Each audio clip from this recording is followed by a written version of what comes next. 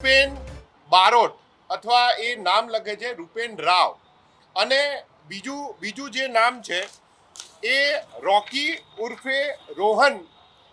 રાવળ. એ બંને જે બેયના મુખ્ય આરોપી હતા એને પકડવા માટે જુદી જુદી ટીમો બનાવી અને એ ટીમ બનાવી અને એને પકડવા માટે કાર્યવાહી કરતા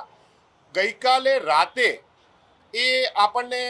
બંનેને પકડી લીધેલા છે. જ્યારે એમને પકડવામાં આવ્યા ત્યારે એમની પાસે એક કાર હતી અને કારની અંદર 2 જીવતા બોમ્બ તથા એક એમની પાસેથી દેશી તમંચો જે હાથ બનાવટનો જે રીપેને જાતે બનાવેલો હતો. બંને બોમ્બ પણ જાતે બનાવેલા હતા. બોમ્બ બંને લાઈવ હતા અને એ BDDS અને FSLની ટીમની મદદથી 3 કલાક જેટલી મહેનત બાદ આ લાઈવ બોમ્બને અમે એને નિષ્ક્રિય કરેલ છે અને બંનેની ધરપકડ કરેલ. 23 માર્ચે એની પત્ની એનું ઘર છોડી અને એના પિયરે રહેવા જતી રહેલી. એ જે એની પત્ની ત્યાં ગયેલી એની પાછળ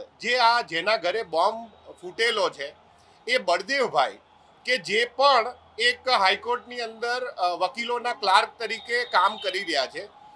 એમને આ એની પત્નીની ઉશ્કેરણી કરવા માટે તથા એનો પુરુષ તરીકે જે શંકાશીલ જે એની માઇન્ડસેટ હતો એને કારણે એણે એવું નક્કી કરેલું કે હું આ બળદેવભાઈને મારીશ અને એ બળદેવભાઈને મારવા માટે એણે પોતે ઇન્ટરનેટના માધ્યમથી ખૂબ જ સર્ચ કરીને બોમ્બ કેવી રીતના બનાવવો, દેશી બોમ્બ કેવી રીતના બનાવવો, તમંચા કેવી રીતના બનાવવા, એને માટે એણે ખૂબ રિસર્ચ કરેલું હતું ઇન્ટરનેટમાં અને પછી એણે જાત બનાવટનો જે બોમ્બ બનાવેલો પોટની અંદર એ બોમ્બને મૂકી અને પાર્સલ કરી અને એણે પેલા બળદેવભાઈના ઘરે ત્યાં જે ગઢવી છે એને આપવા માટે મોકલેલ અને રોહન છે જેણે એ રિમોટ એના હાથમાં હોય અને એનો બ્લાસ્ટ કરેલ. આ આખી જે ઘટના છે એમાં રીપેનભાઈનું જે માઇન્ડસેટ છે એ ક્યાંક ને ક્યાંક એવું છે કે એનો મેલ ઈગો હર્ટ થયેલો હતો અને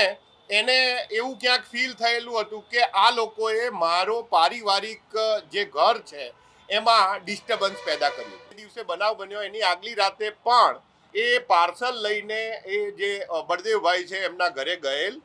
અને ત્યાં પૂછેલ કે બળદેવભાઈ છે, પરંતુ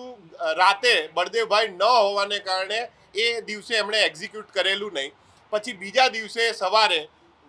ફરી વખત એ જ પ્રોસેસ કરેલ અને એમના ઘરે જઈને એવી રીતના વાત કરેલ કે તમારા માટે પાર્સલ છે, પરંતુ બળદેવભાઈએ